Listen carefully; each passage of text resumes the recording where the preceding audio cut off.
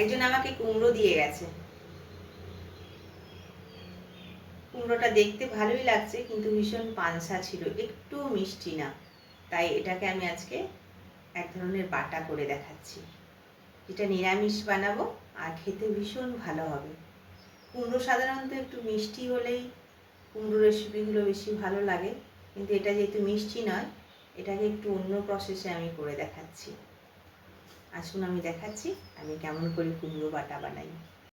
কুমড়ো আমি খোসা সমেতই রেখেছি, ছোট ছোট টুকরো করে নিলাম।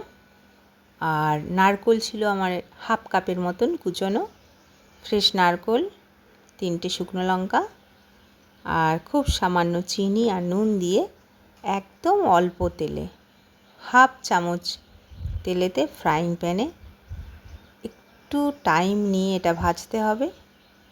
একদম লাল লাল হয়ে যাওয়া পর্যন্ত এটা ভেজে নিতে হবে।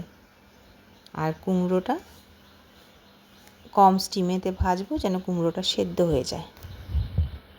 ভাজা হয়ে গেলে 2 চামচ সর্ষে, কালো সর্ষেটা আমি ইউজ করেছি, এটাতে মিলিয়ে দিলাম। আর আজকে কিন্তু আমি শিলনোড়াতে বাটবো। শিলনোড়াতে বাটলে আমার এটাতে জল লাগবে না একটুও, বাটাটা ভীষণ আঠালো হবে আর টেস্টও হবে। আর এটা মিক্সিতে দিলে জল দিতে হবে, জল দিলে বাটাটা পাতলা হয়ে যাবে। বাটা হয়ে গেলে আমি যে কোনো বাটাতে একটুখানি সর্ষের তেল খুব পছন্দ করি, কাঁচা সর্ষের তেল, একটু কাঁচা সর্ষের তেল দেব।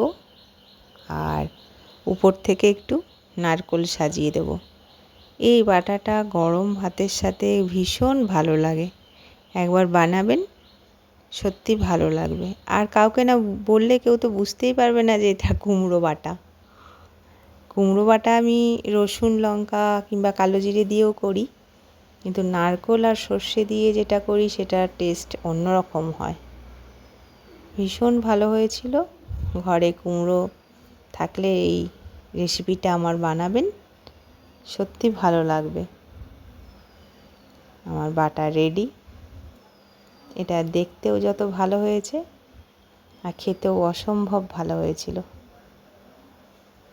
আর চেষ্টা করবেন শিলনোড়াতেই বাটতে।